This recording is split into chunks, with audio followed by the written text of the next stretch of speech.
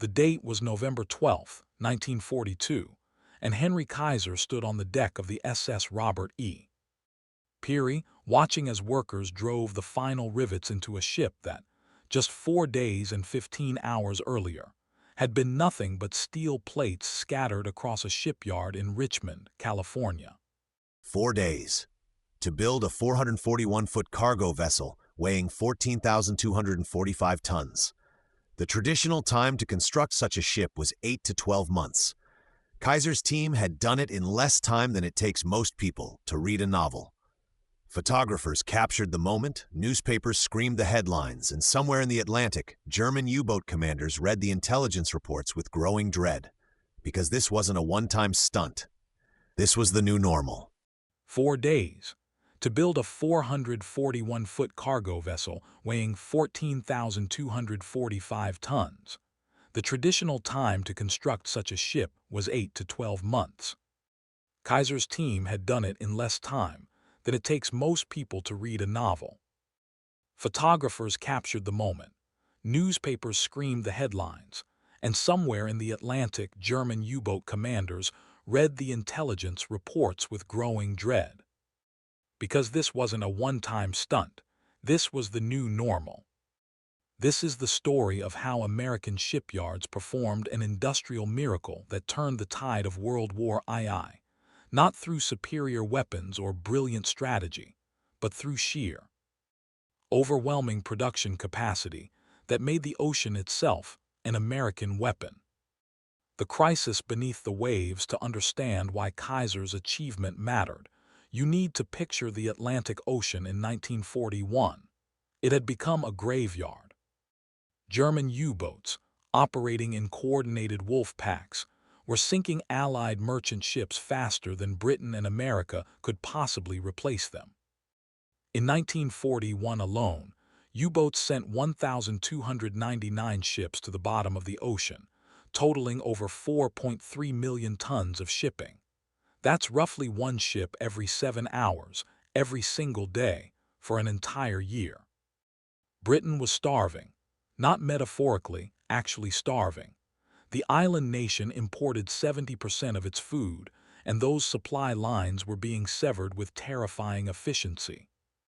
By early 1942, Britain had only 6 weeks of food reserves remaining. Churchill would later write that the only thing that truly frightened him during the entire war was the U-boat campaign. The mathematics were brutally simple. If Germany could sink ships faster than the Allies could build them, Britain would be forced to surrender regardless of how many battles were won on land or in the air. And in 1941, Germany was winning that race by a devastating margin. American shipyards were producing roughly 1 million tons of new shipping per year using traditional construction methods. The Germans were sinking 4 million. At that rate, the Allies would lose the war sometime in mid-1943, not through invasion or defeat in battle, but through simple arithmetic. The man who would solve this impossible equation wasn't a naval architect or a military strategist. Henry Kaiser was a construction entrepreneur who had made his fortune building dams, highways, and bridges. He'd never built a ship in his life before 1941. And that inexperience, paradoxically, would prove to be his greatest advantage. The heretics' approach when the U.S. Maritime Commission approached Kaiser about building cargo ships, traditional shipbuilders scoffed. Shipbuilding was an art, they insisted, refined over centuries. You couldn't just apply construction techniques to something as complex as an ocean-going vessel. Kaiser looked at a ship and saw something different. He saw a very large, floating building, and he knew how to build things faster than anyone else in America.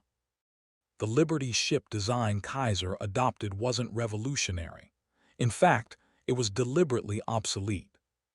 The British had provided plans for a simple, sturdy cargo vessel based on a British tramp steamer design from the 1930s. It was slow, top speed of just 11 knots. It was ugly, a rectangular box with a steam engine. Naval architects called it a bridge too far and mocked its crude lines. But it had one crucial advantage: simplicity. The Liberty ship could be broken down into prefabricated sections that could be built separately and then assembled. This was Kaiser's revelation. He wasn't going to build ships the way shipyards had built them for centuries. He was going to manufacture them the way Ford manufactured cars. The innovation wasn't in the ship's design. It was in rethinking the entire construction process from the ground up. Traditional shipbuilding started with laying a keel, and then gradually building up the vessel from bottom to top, frame by frame, plate by plate, with each component custom-fitted by skilled craftsmen. A ship grew slowly, organically, requiring workers who had spent years learning the trade. Kaiser's method was radically different. His shipyards were divided into specialized sections. One area produced hull sections, another fabricated deck houses, a third built engine rooms as complete units. Workers became experts in one specific task rather than needing years of general shipbuilding knowledge. Then came Kaiser's most controversial innovation: welding instead of riveting.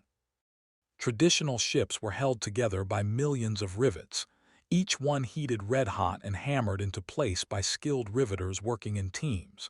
It was loud, labor-intensive, and slow. Welding could join steel plates with a fraction of the labor and in a fraction of the time, but the maritime establishment resisted. Welded ships were untested, they argued. The welds might fail under stress. The ships might literally break apart in heavy seas. Kaiser didn't care about tradition. He cared about speed. And the numbers were undeniable. A riveted ship required about 1,500 man-hours per ton of vessel. A welded ship needed only 500 to 600. That meant a Liberty ship could be built, with roughly one-third the labor of a traditional vessel. But there was a problem. Welding a ship required welders, and America didn't have nearly enough of them. The solution Kaiser implemented would transform not just shipbuilding but American society itself. The shipyard that ran on Housewives' Richmond Shipyard No. 2 in California became Kaiser's proving ground. In 1940, it didn't exist. By 1942, it was the largest shipyard in the world, employing over 90,000 workers. And the composition of that workforce was unlike anything America had seen before. Women made up nearly 30% of the workforce. African Americans, previously excluded from skilled industrial jobs, worked alongside whites in positions of real responsibility. The disabled, the elderly, people who had never held a wrench in their lives, Kaiser hired them all. The reason was simple desperation combined with Kaiser's pragmatic genius. Traditional shipyards relied on workers with decades of experience. Kaiser didn't have time for that. So he broke every job down into simple, repetitive tasks that could be learned in days or weeks rather than years. A woman who had been a schoolteacher in 1941 might be welding hull plates by early 1942. A man who had been farming in Oklahoma could be operating a massive crane within a month of arriving in Richmond. Kaiser created training programs that could take someone with zero industrial experience and turn them into a productive shipyard worker in as little as 4 days. The social implications were profound. Rosie the Riveter wasn't just propaganda, she was real, and she was building the ships that would win the war. The wartime integration of women and minorities into industrial work would plant seeds that would grow into the civil rights and women's liberation movements of the following decades. But in 1942, Kaiser wasn't thinking about social change. He was thinking about tonnage. The shipyards operated 24 hours a day, 7 days a week. Workers labored in 3 8-hour shifts. The noise was incredible. Welding torches hissing, cranes groaning, steel plates clanging against concrete. The work was dangerous. Falls, burns, and crushing injuries were common. The heat inside partially assembled ships in summer was so intense that workers could only manage 20 minutes at a time before rotating out. Yet productivity kept climbing. As workers gained experience, assembly times dropped. Kaiser implemented continuous improvement, studying each step of the process and finding ways to shave off minutes, then hours. He installed better cranes, redesigned workflows, positioned materials more efficiently. By mid-1942, Richmond Shipyard was completing one Liberty ship every 2 weeks, then every 10 days. Then every week, the SS Robert E. Peary, completed in 4 days and 15 hours, represented the absolute peak of this optimization, a demonstration of what was possible when every element aligned perfectly. The 4-day ship, the record attempt for the Robert E. Peary, was part publicity stunt, part morale booster, and part genuine test of the system's limits. Kaiser announced the attempt in advance, and the entire shipyard mobilized. The keel was laid at 12:01 a.m. on November 8, 1942. For the next 4 days, the shipyard operated with an intensity that bordered on frenzy. Prefabricated sections that had been built in advance were swung into position by massive cranes. Welders worked in relay teams, one stepping back as another stepped forward so the welding never stopped. The hull sections, each weighing dozens of tons, were positioned with precision and welded together. The deck houses were lowered into place as complete units, with wiring and plumbing already installed.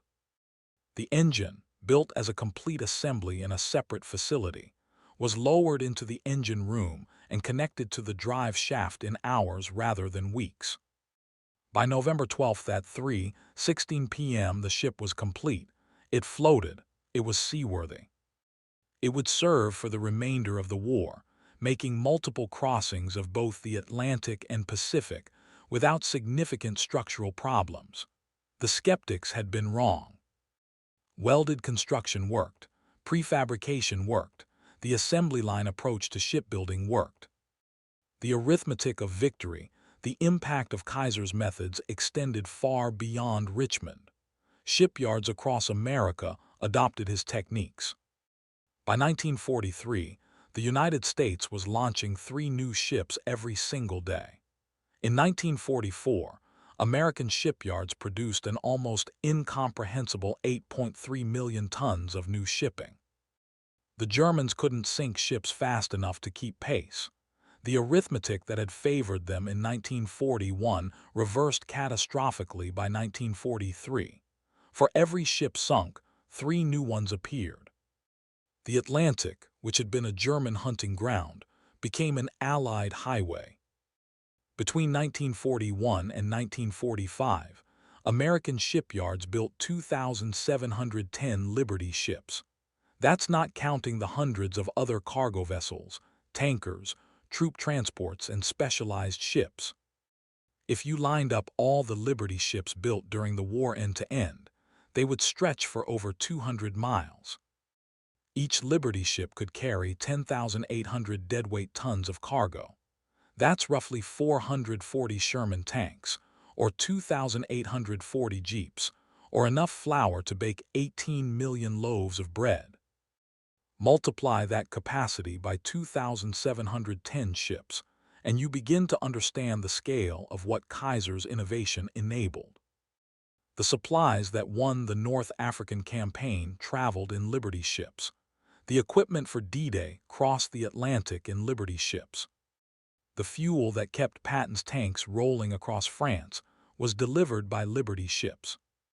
The Soviet Union received 18 million tons of supplies through Lend-Lease, most of it transported in Liberty ships. The hidden costs, but this miracle came with a price that's rarely discussed in triumphant accounts of American industrial might. The welding that made rapid construction possible also created a fatal flaw. In cold water, the welds in Liberty ships became brittle. Several ships literally broke in half in the North Atlantic, their hulls cracking completely through the middle deck.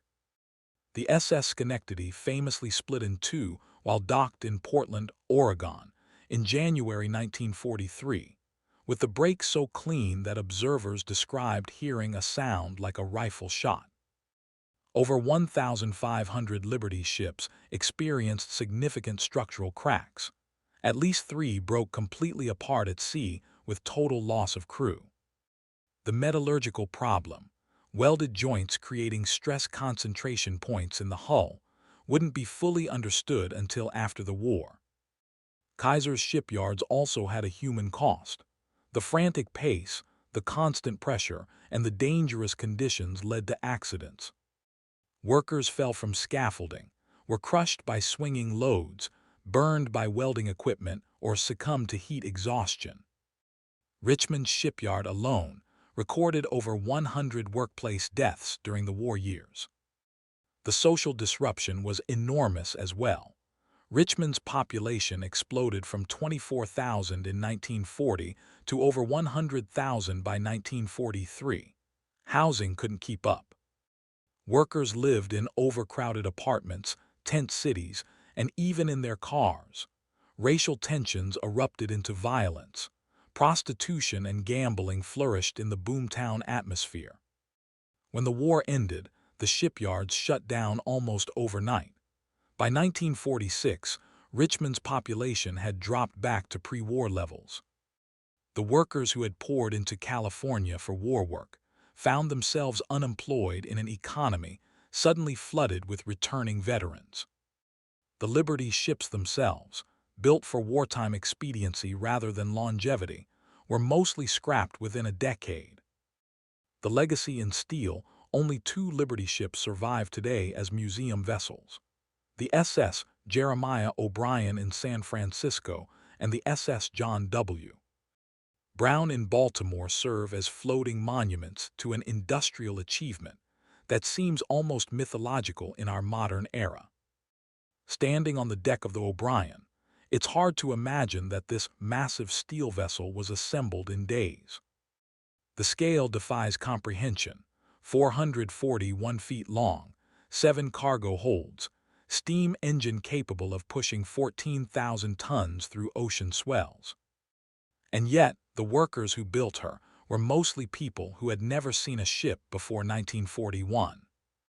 The Liberty Ship program demonstrated something that still resonates today: that in moments of existential crisis, societies can accomplish things that seem impossible under normal circumstances. The transformation of American industrial capacity between 1941 and 1943 remains one of the most dramatic examples of rapid mobilization in history. Kaiser's methods influenced manufacturing far beyond shipbuilding. The modular construction techniques, the reliance on semi-skilled labor performing specialized tasks, the continuous improvement and time motion studies, these became standard practice in American industry and spread globally in the post-war era. The social changes proved equally lasting. The women and minorities who proved their capabilities in the shipyards couldn't simply be sent back to their pre-war roles without question.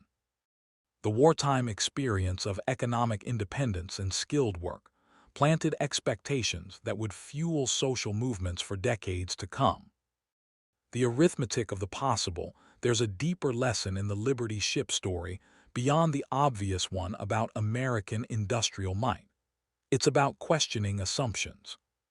The experienced shipbuilders of 1940 knew that ships took 8 months to build. They knew you needed skilled craftsmen. They knew riveting was the only reliable method of hull construction. They were wrong about all of it, but their expertise made them resistant to questioning their own knowledge. Kaiser, the outsider, could ask the naive questions that experts never think to ask. Why does it take 8 months? What if we built sections separately? What if we used workers who didn't know the right way to build ships? This pattern repeats throughout history. Outsiders, unburdened by industry wisdom and conventional approaches, often drive the most dramatic innovations. They can see possibilities that experts have been trained to ignore. The Liberty Ship program also illustrates the difference between efficiency and effectiveness. Traditional shipyards were incredibly efficient. Every ship was built to high standards with minimal waste. But Kaiser's yards were effective. They produced the volume needed to win the war, even if individual ships were less refined. In 1940, if you'd suggested building a cargo ship in 4 days, every expert would have explained why it was impossible. The steel couldn't be cut that fast. The welding couldn't be done reliably. The workforce didn't exist. The logistics couldn't be managed. They would have been right about all the reasons it was impossible, but Kaiser did it anyway. That's the real miracle of the Liberty ships. Not the engineering, impressive as it was, not the production volume, staggering though it remains. The miracle was the collective decision to believe that impossible was just another word for hasn't been done yet. The workers who built the Robert E. Peary in 4 days and 15 hours understood something profound, that when survival is at stake, the limits of the possible expand dramatically. They didn't have time to learn the traditional way. They didn't have the luxury of proceeding cautiously. They had a war to win and an ocean to fill with ships. So they did. And the steel monuments to their achievement, though mostly scrapped now, once covered every ocean on Earth. A fleet of ugly, simple, crucial vessels that proved sometimes the most important innovation is just the willingness to try.